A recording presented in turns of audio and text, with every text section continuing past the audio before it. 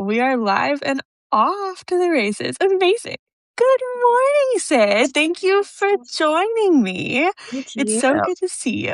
I am so excited to chat. I feel like we kind of met sort of A couple of weeks ago. serendipitously. Oh, Yeah. yeah.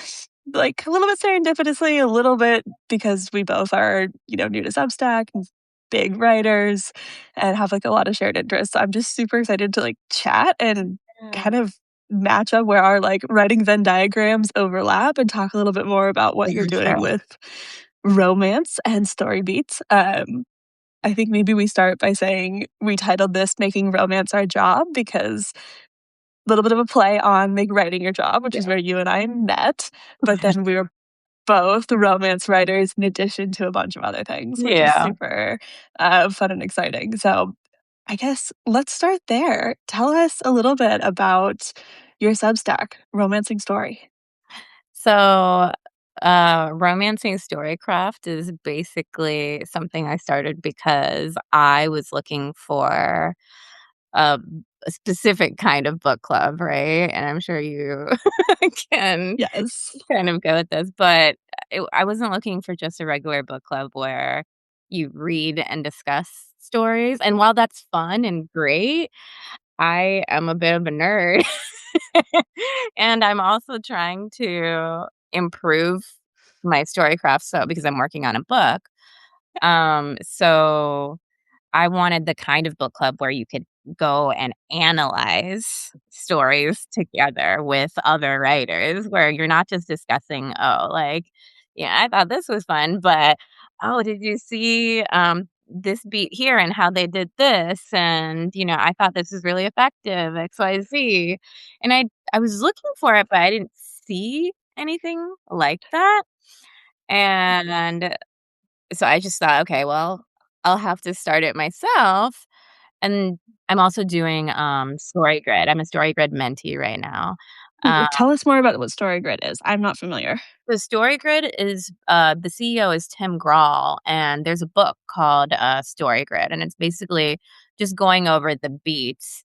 And I've never Mm. read the book myself, but it basically I'm a part of their program because I watched Tim's videos on YouTube, and he explains craft so well.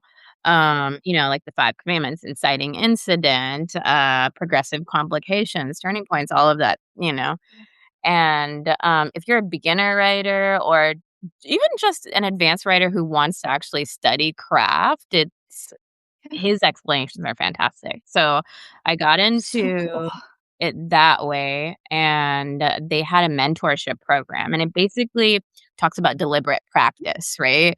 Where the Yeah. best way to improve anything is through deliberate and purposeful practice, even writing in particular. Um, and I have really good story instincts, I think, but I was not so confident when it came to uh, the muddy middle or even sentence level work. Um, Yes. which is it's either one or the other, right? Writers are Yeah. either very good with story instincts or they're really good with the in line stuff, but not both a lot of the time. And I think I left out I got the story instincts, but I didn't get the other stuff. I always joke with my husband that, like, I have character and vibes, and he has plot. I And, like, I story instincts are there for me, but the structure is always the hardest part. And I think that that's, like, similar to what you're saying, which is, like, it's fun for me to play and explore in my head, but then you need to have some sort of framework to get you from the start of a book all the way to the end, which is, like, exactly. sometimes the hardest part for those of us who are, like, off daydreaming and, like, Well, my characters feel real, you know? I saw your post, uh, about the YA that you did, where you went through the beats and you actually did, do structure, and I was reading I read a few chapters just today actually of, Wanderlust, your Yeah. story, And I think that you do structure and plot and all of that incredibly well. It was, Thank you. like, I think the chapter 2 and 3 was where I was just like, "Oh my god, like, I think I might just end up sitting here and, like, finishing this really quickly." I Thank know you. it You're was so hard enough. sweet. No, but it's fantastic, especially as somebody who lived in Asia, like, it kind of, like I felt, like, really nostalgic and also, I was like, "Okay, this is fantastic, and your writing is incredible." But, Oh, you're so sweet. yeah, I think Thank you're you. no, I think That it's was a lot of hard work. That book was, heavily written and rewritten in the early drafting stages of, like, yeah. Danny, overseeing. I was just reading the comments. I lived in Korea for about 8.5 years, but I traveled, uh, a lot throughout Asia while I was there. But it was, yeah, it was very nostalgic. But yeah, I think we were talking about StoryGrid. But yeah, so I wanted to improve my writing, which is why I joined the StoryGrid mentorship. And a lot of that is talking about scene by scene, and you work with like a developmental editor where they look at your scene by scene and they have this format that you go through. And it's basically whenever you write a scene, you have to analyze your scene afterwards to make sure that you have all of the commandments, right? Which is the inciting incident, the crisis, the climax, your progressive complications. And these aren't things that I ever thought about before. I just wrote because I've always been the kind of writer that just writes obsessively and I immerse myself in the story and I'm a pantser. Or I've always been a pantser up until now where I will Yeah. just sit there and I'll get involved in the story and then I'll disappear. But I Yes. never but that's why I didn't finish anything until now. But I never Yeah. went through and analyzed before to see, okay, is everything there? For me, it's just it either Mhm. fits and it's working and, or it doesn't. And my way of gauging that was, am I having fun while I'm writing it? If it feels Yes. forced, then I know something is probably off in this scene, right? But I didn't Yeah. go through the logistics of it until I signed up for StoryGrid. And then I started looking at the scenes, and I started looking at scenes when I'm reading too, and I started realizing, "Oh, there's something to this plotting thing, and there's something to the analysis and the structure," and it really was making my writing a little bit better. Um, so I started doing the same analysis thing on books from there, and I realized, "Oh, wow, you can learn so much from analyzing a scene from a novel, and you can Yeah. that and you can apply it to your writing, and you can improve incredible amounts, right? And I Yeah. think something that people don't really think about because you wanna improve your craft as a writer, but sometimes you either don't have time or there's a lot to it, right? I feel like there's also so many craft books out there that you can drive yourself crazy trying to, like, read all the advice that people have ever put out there, but there's Yeah. something different about actually getting into, like, someone else's story or getting into your own story and kind of Right. seeing it through a different lens. I saw that your, first series of People We Meet on Vacation that you're starting to do, scene analysis on. So excited about that. Saw that that came out. Is there between, that book and then others, are there particular books that you really dug into to kind of start to do this analysis process and, like, learn about beats? Um, so I only just recently started, analyzing the scenes for myself, but the one so I'm doing People We Meet on Vacation because it's a romance, a contemporary romance that I saw the movie recently, and I thought it was a really good first book to start analyzing, but I also have been reading, this isn't a romance, but it's, Invisible Life of Addie LaRue, and Ooh, I have just been reading that for a book club, but also I've been interested in reading it for a long time now. And I started analyzing it just for fun, and I realized it's it's an incredible book to analyze because it actually follows those commandments really well, and you can learn okay. so much from the scenes. Like I'm actually obsessed with it. Like, and I never used to be the kind of person who writes on their books before, but now Same.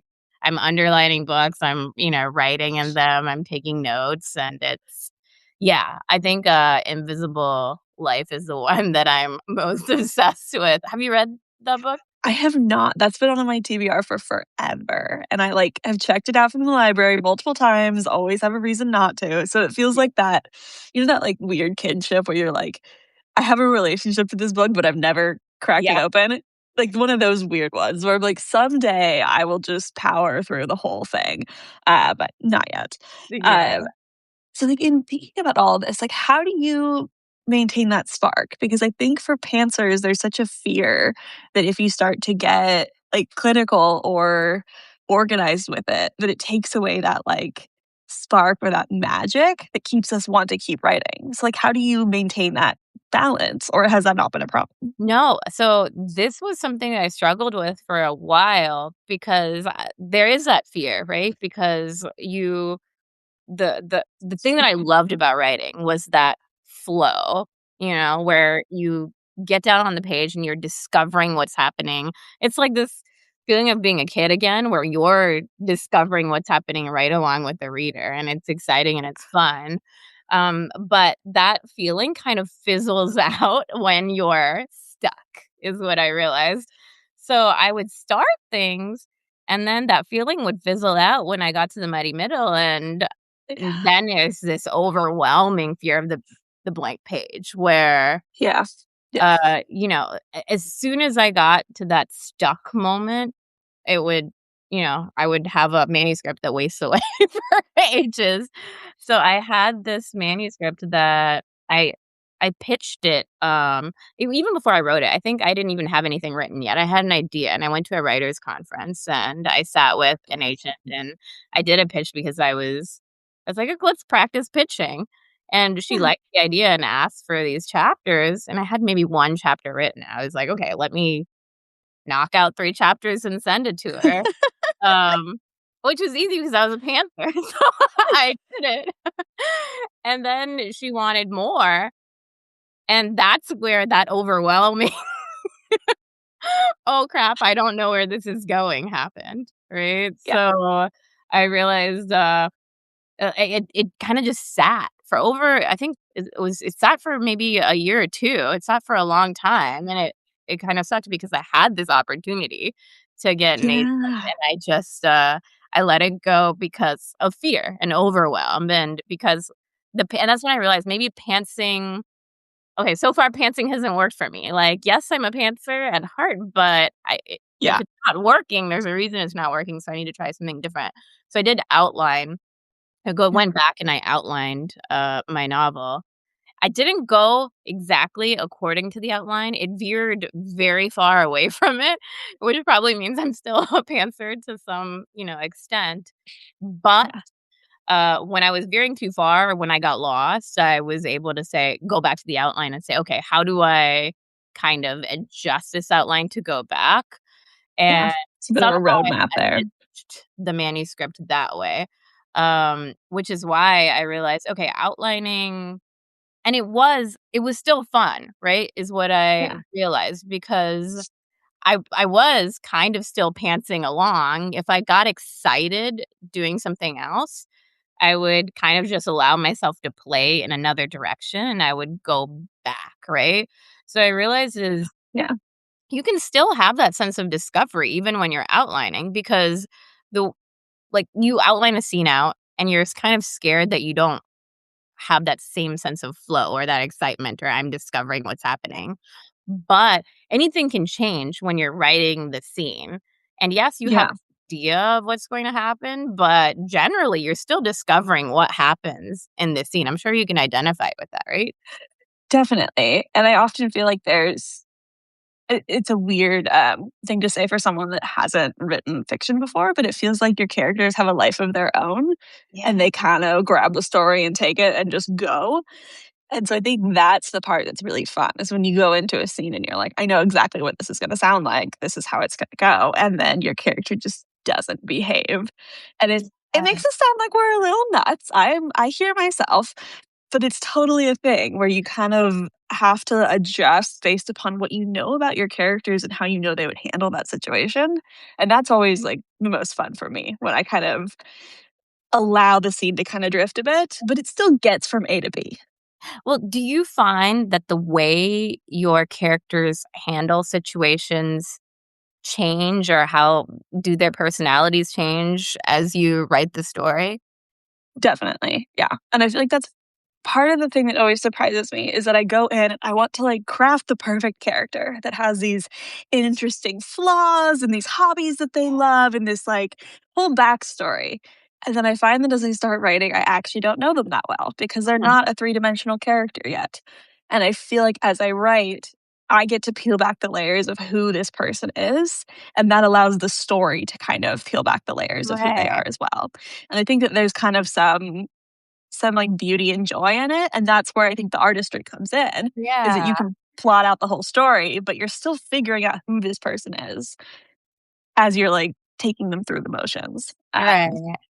I think that is always, like, the most fun for me, and I also love when you take for instance, I won't spoil anything too much, but in one of the rom-coms I've written, there's a proposal, Mm. and it's a grand gesture, and I know my female love interest, and I'm like, she would freak out. She wouldn't say yes. And for me, I'm like, "But it's a proposal, so they're supposed to say yes." And so I Yeah. had this moment of like, what would she actually do? She would run. She would not she would be terrified. And so then that opened up this whole other part of the story where I'm like, what happens when the way that you're proposed to isn't right for Right, that character, right. and what does that say about the relationship and the tension between the characters and all that, and so sometimes that's where the fun surprises happen, is when you Yeah, have a story planned out and you have these, like, beats or these, like, tropes that you know you're supposed to hit, and then you just look at it and you're like, "But she would never. But she yeah. couldn't possibly," and that's I feel like that is where you get to have fun with kind of discovering who your characters are. Oh, yeah. You know, Yes. I kind of feel like it's similar to making a new friend or even dating, right? It's like a courtship because when you are starting to write this book or this novel, you don't know your character all that well yet. It's just like dating. You don't know the person, Yes. but you're curious, right? They've grabbed your interest and you're like, "Oh, I kind of want to get to know this person." And Yes. then Yes. over the time, you start to see characteristics and things about them you didn't know existed, and maybe by the end of it, they're this completely different person, and you have to Yes. consider how they would react in certain ways, but by the end of it, it's like, this person's your best friend, and you know exactly how they would react to different things. Oh, absolutely, yeah. Mm. So, we're talking a lot in the theoretical. Can you tell us a little bit about the book that you just finished? Because I know that was a whole process and you just got I don't know if you're already done or just right near the end of it, but you're wrapping up a big project. What was that Yeah, like? And can you give us a um, teaser? so I finished my first draft, actually, so it's in the let it sit. And it's funny, this is the same book that I pitched to the agent, and it is completely different from what I pitched her the first time. Oh, Uh, cool. so the story changed completely in the 2 years, and even the scenes that I initially gave her don't really apply anymore because I ended up scrapping it.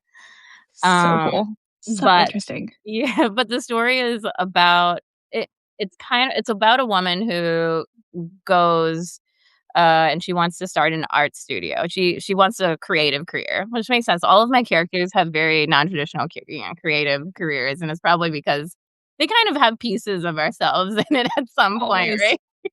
Yeah. Yeah. And she falls in love with her landlord.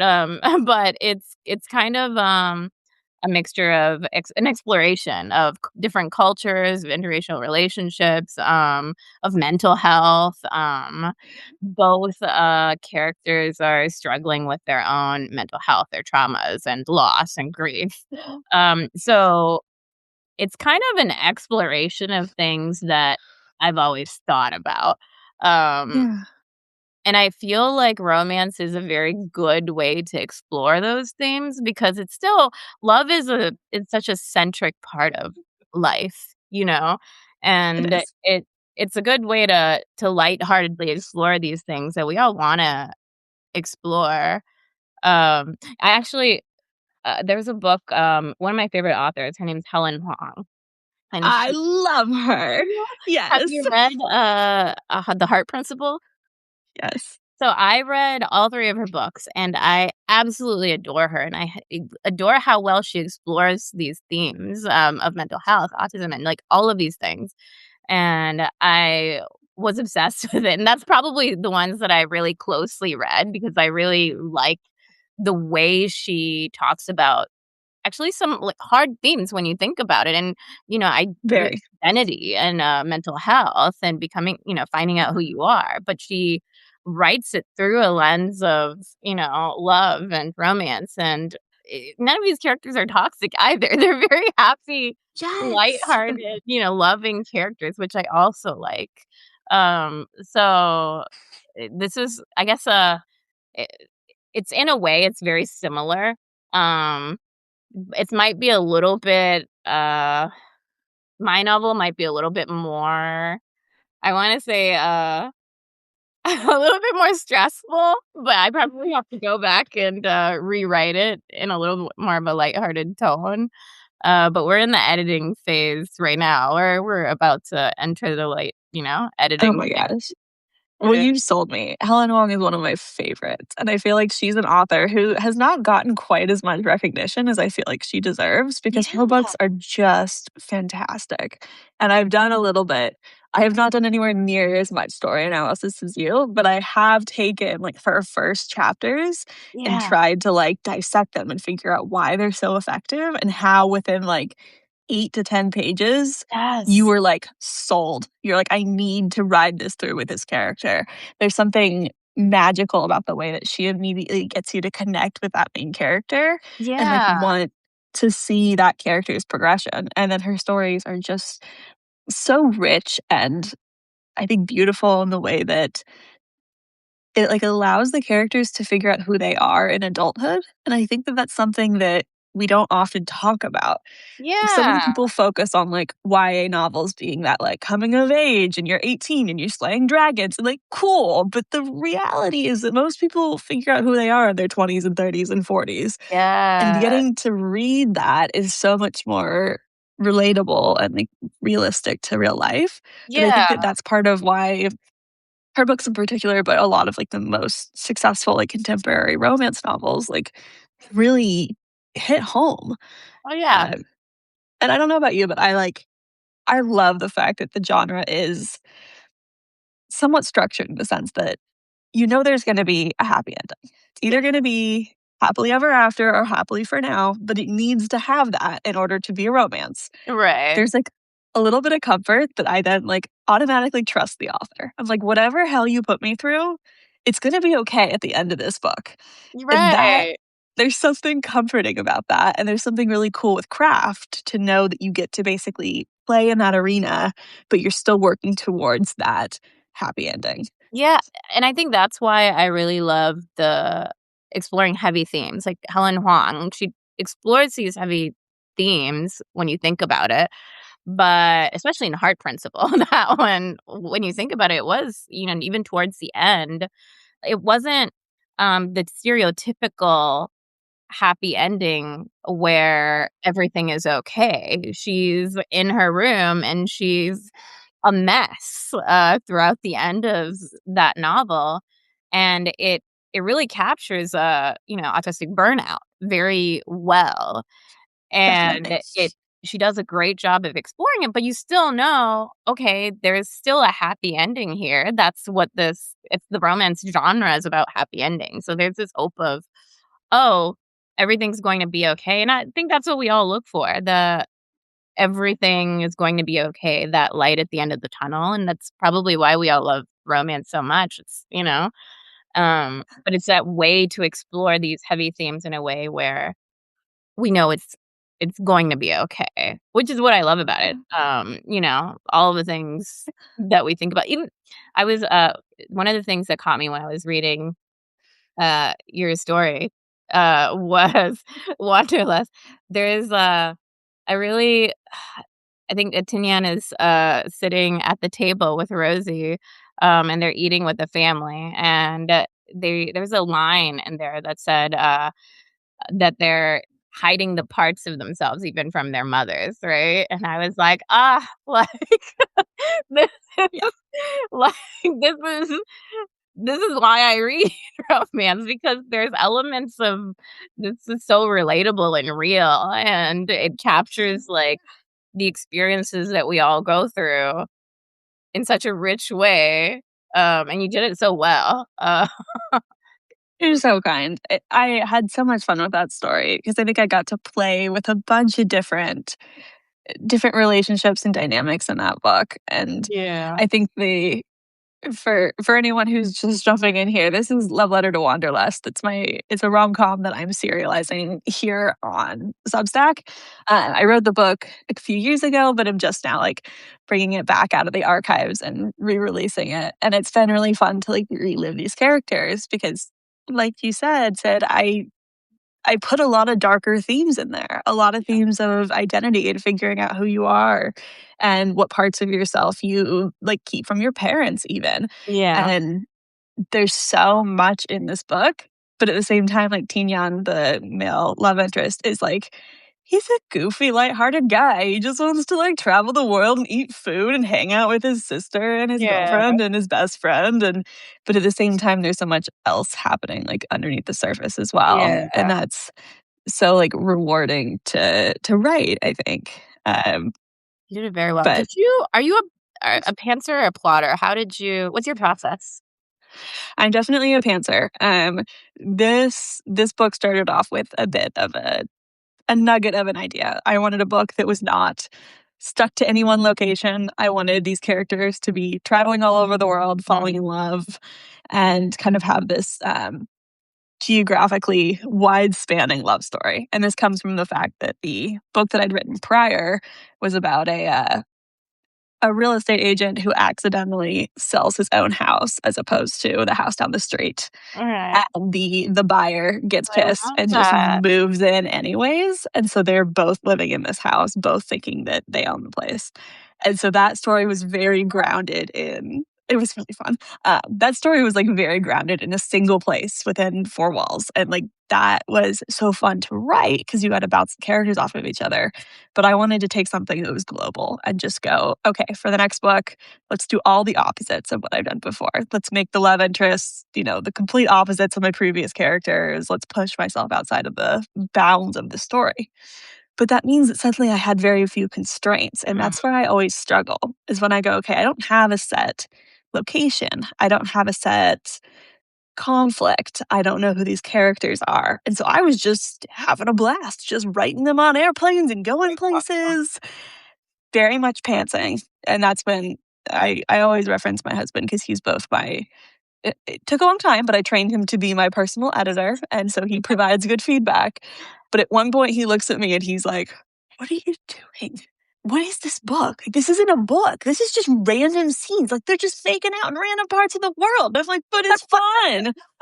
He's like, "That's not a plot." So that took a while. And I think it took until about the midway point of that book before I knew how it was going to end. Don't recommend that because that took a long time. That was one of the longer books as far as my drafting process. It took me a couple years to get that book Mm. ironed out because of the fact that I didn't know where it was going. Yeah. Um, so I like to say I'm a recovering pantser or I'm a plantser. Mhm. There's sometimes a plan, but I'm still a pantser at heart. So I feel like a lot of my writing process is kind of corralling myself back to wherever I know the story should end up. Very similar processes then, because right now I'm doing the same. Yes. I'm going more towards plotting and outlining, and I will say it's a little bit, more stressful. I'm outlining a new novel right now, Oh, and it's because this time I wanted to follow an outline. I don't wanna just go everywhere. I wanna follow an outline this time to make sure that I, finish a little bit faster. Because I don't wanna spend 3 years and 3 months on a novel again. I'd rather just Fair. finish it this year and pitch it along with, the next book. But I will say Yeah. outlining is, it's very it's very difficult because it's not something that I'm used to. It's not, as pantsers, we just sit and expect. I had this idea that the muses were the ones delivering the story to me. I don't know where I got this idea from, but I just thought that it's not even my idea. I just sit there and write, and the muses kind of deliver the story. But when you're outlining, they're not just, here's your gift of the plot. Yeah. It's like this like oscillate between like tortured artist that just gets this inspiration and like analytical thinker who's out there planning stuff and being the architect of your story. Yeah. Um, I know exactly what you mean though, of feeling like you need to wait for the muse to like tap you on the shoulder and be like, hey Sid, it's time. Go sit in front of your computer. It's time. Yeah. And But also it that's is not how it works, right? There's, who's have you, read the book, is it Say Yes? It's nonfiction, it's by Rhonda Rhimes. I have not. No. You know Rhonda Rhimes. The Bridgerton, No. Oh, she yes. created the Bridgerton show, but she writes this nonfiction book, is it Say Yes? Anyway, it's Year of Shonda Yes. Rhimes, Year of Yes. Yeah. Yeah, great book. But anyway, she talks about how it's painful to sit there as a writer sometimes and Yeah. get to the point where, because it doesn't come as easily as you think. You have to sit for hours, and there's that period of frustration to get to this gate of flow that we're all trying to reach. And then once you get there, that that is the point of, oh my God, there's this magical flow that we're all searching for, right? But you have to sift through that pain first. And I think that pain is something that has to come at some point for everyone. For pantsers, it probably comes while you're, in the muddy middle, or when you're trying to discover that story, like, Yeah. until you get to the state of flow.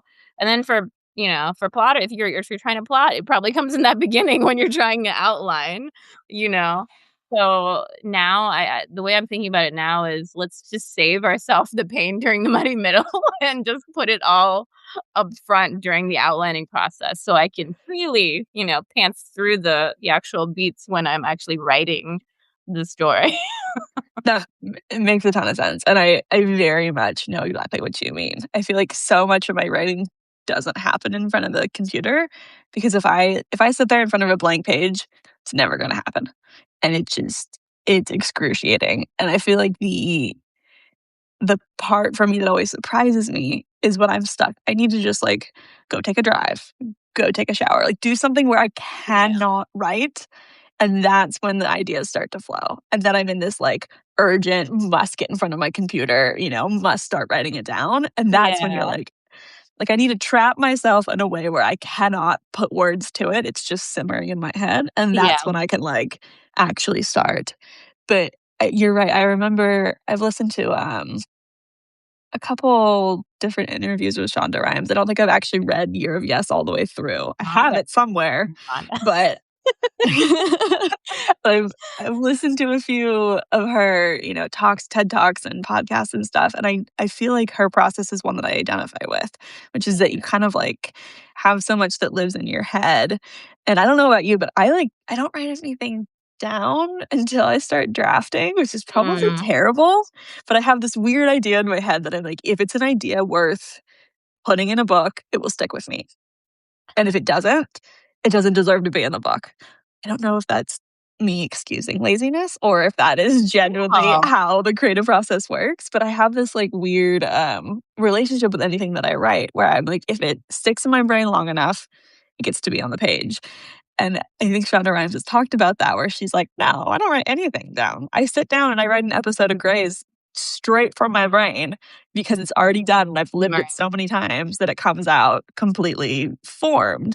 Of course, we all want to be as brilliant as Shonda Rhimes. I'm not saying that, we are, but I kind of identify with that odd process of like, it has to be real in your own brain before it gets to live on the That page. makes sense.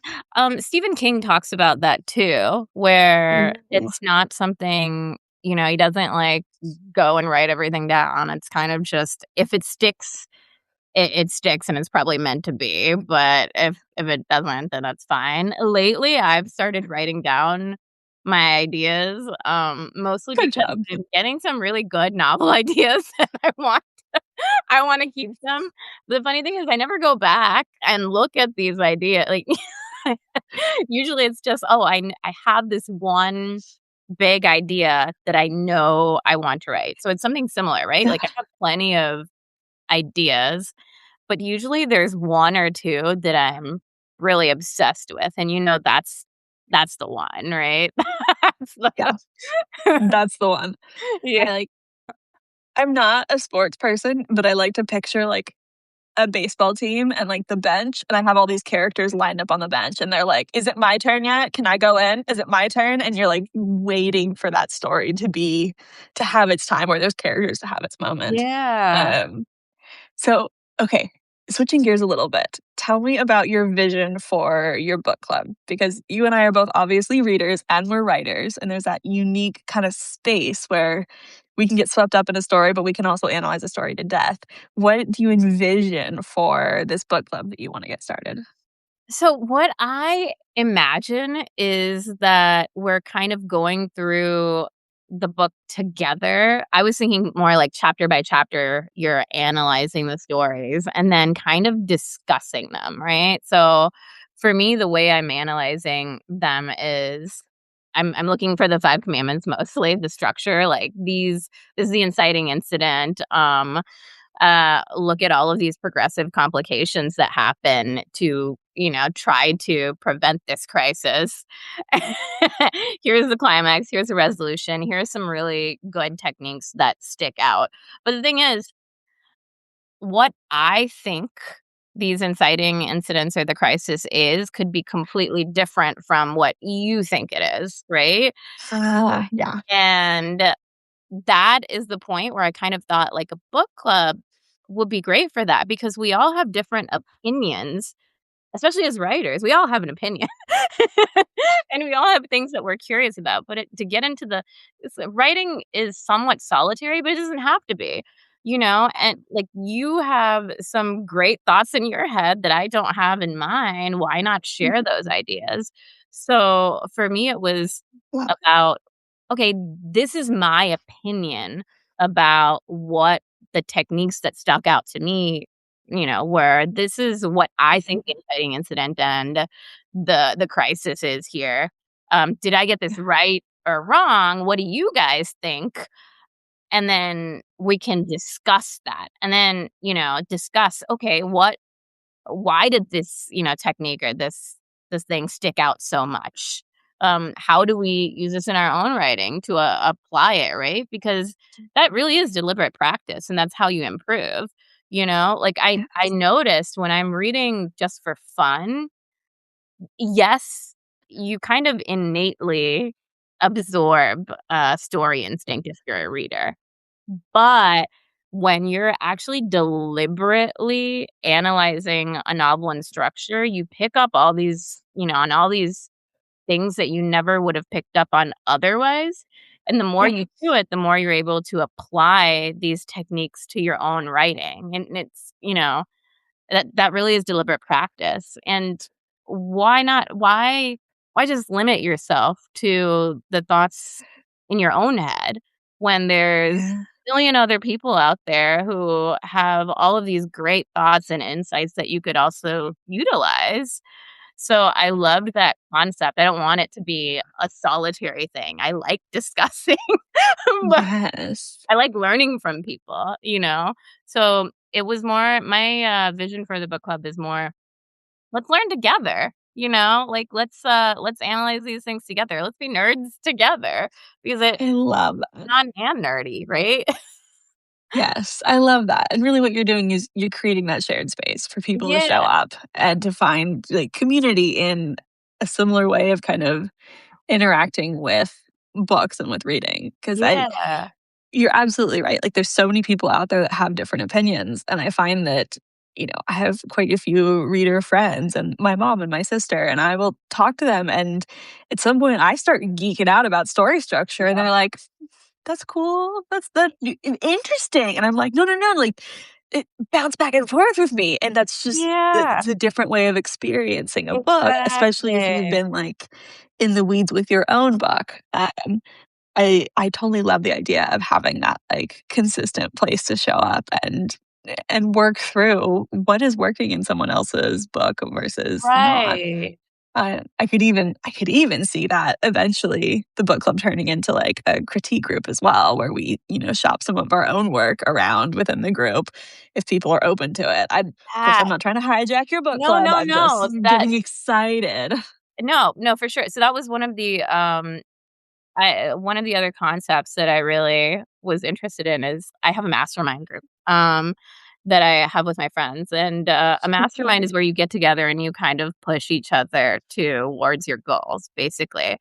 But I was reading about, like, literary masterminds, and I'd never heard about the concept before, but it's kind of different from a critique group in the fact that a critique group typically will read the stories, like chapter by Yeah. chapter, and then give you advice on what's working and what's not.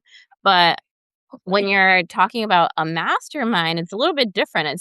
You're bringing people together, and maybe you're working on a novel, but you're having trouble on this one scene, and you kind of say, "Hey, like I'm having trouble with this idea. I need some brainstorming." And then you have other people that are giving you their own ideas. And again, there's a million different writers out there who have different tactics and techniques and thoughts that could be very, very helpful to you and your story, and you're Yeah. mixing all of those things.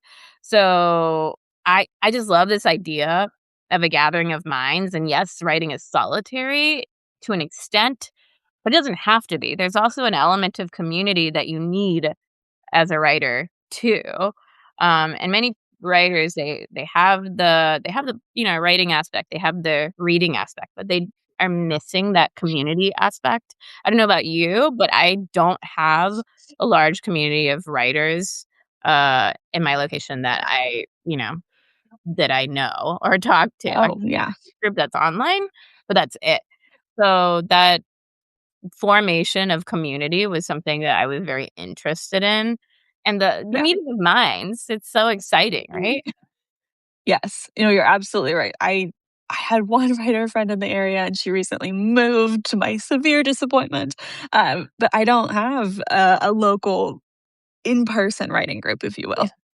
Yeah. It's all wonderful humans whom I've met on the internet, which is the funniest thing because 'cause I'm like, "Oh, yeah, all my online friends," but it's some of the, like, most rich relationships that I have is people Yeah. that I've met, all across the world because we have a similar way of processing the world and creating, and our shared art is what, is that unifying aspect of the friendship.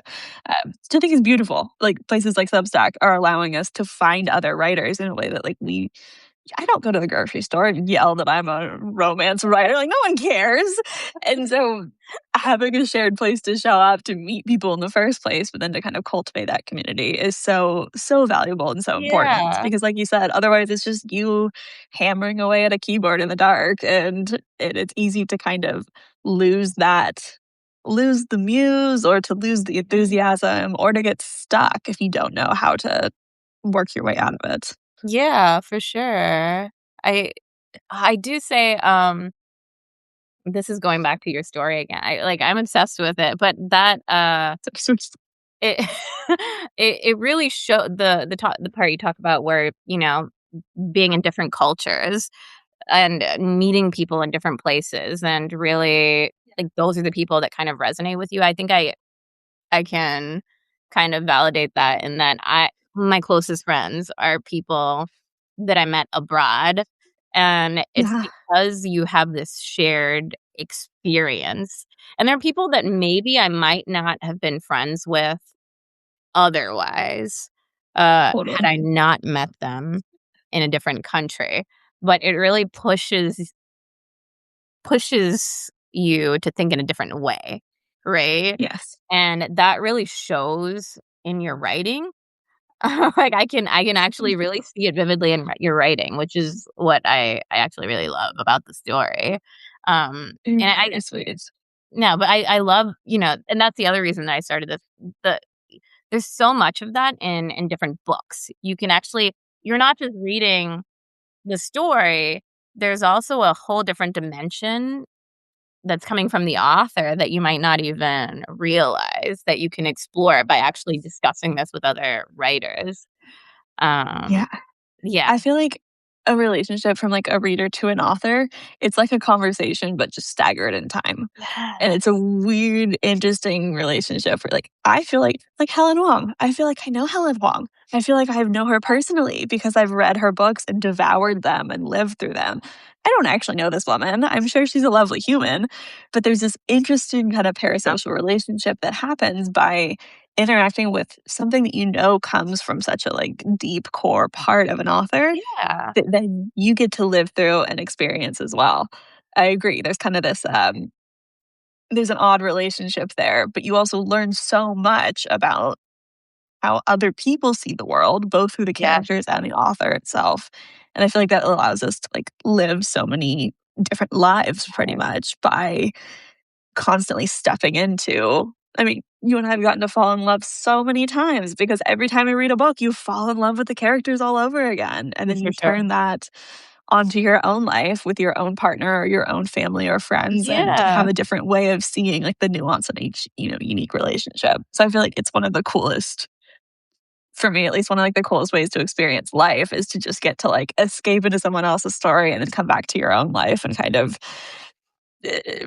relive everything that way. But I wanted to circle back to something that you said about, the people that you meet abroad or the people that you meet in other, situations or whatever. I feel like some of the like, oddest and most enduring friendships that I have are people that I, like, specifically went to the jungle and did field work with.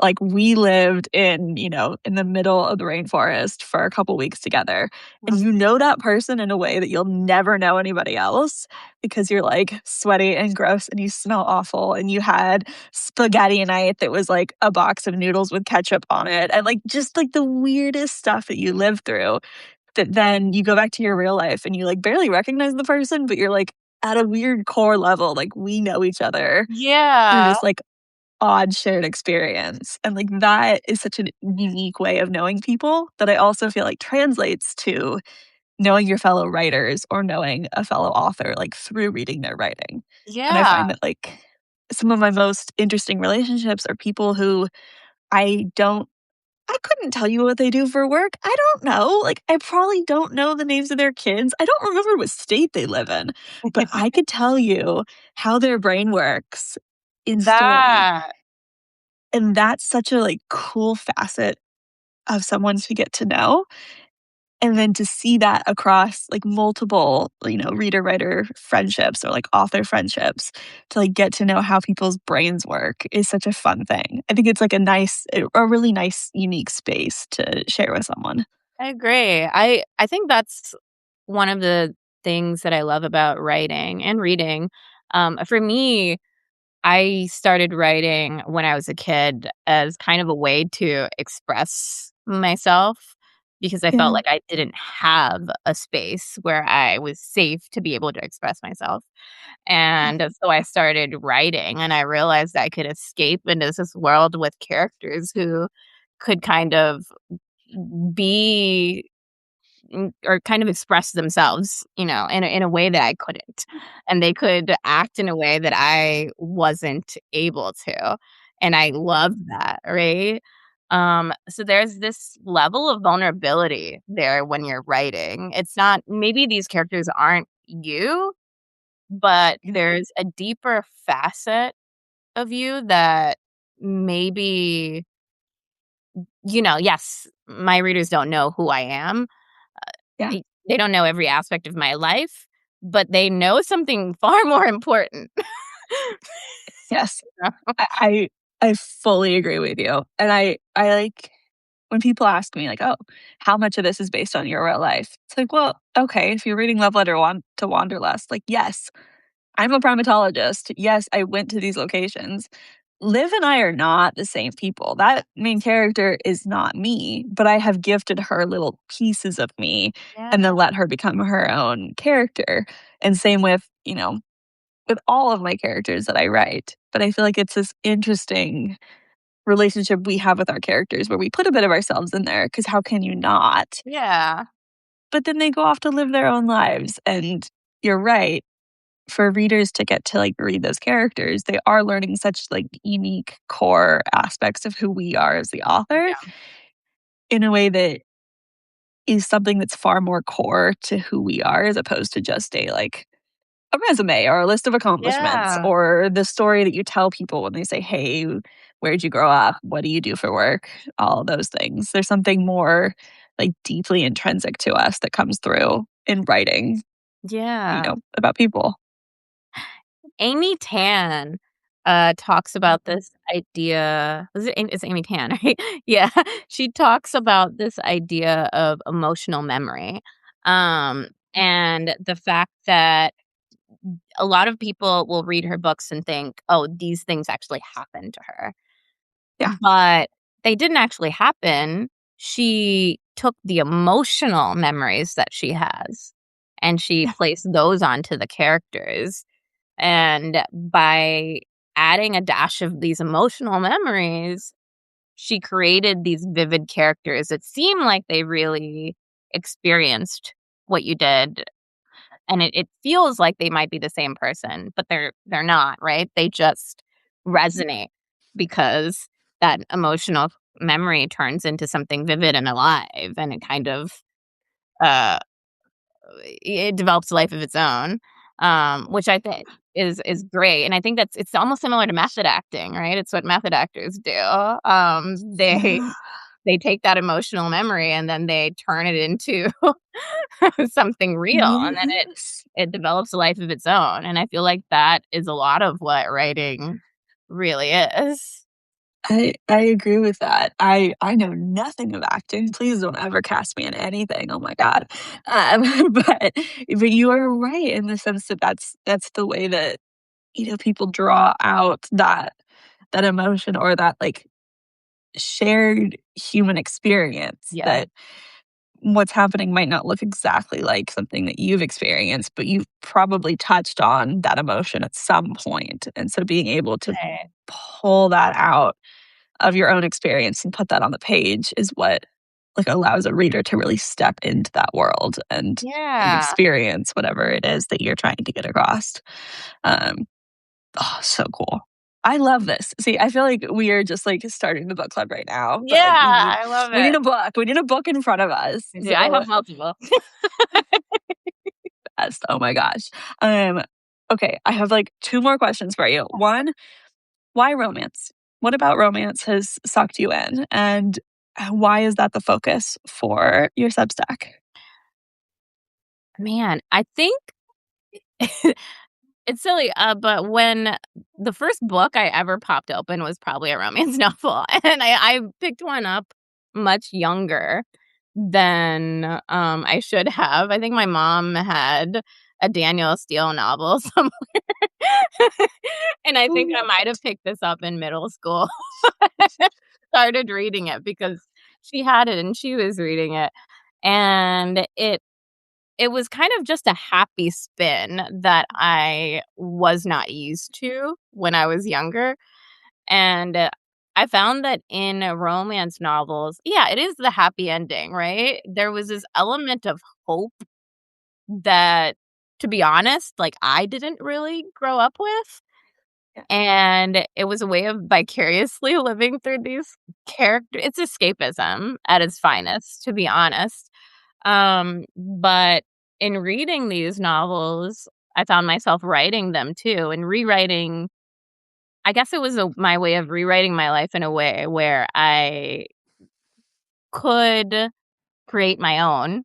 reality. Like, maybe, you Yeah. know, whatever hard thing that I was going through, I would just rewrite it. I would that. That's how I started. I had some hard days in high school, and I would say, "Okay, well, this sucks. Let me rewrite this the way I wanted it to turn out." And it started as maybe Love just, you know, that. maybe, like, I got rejected by a boy.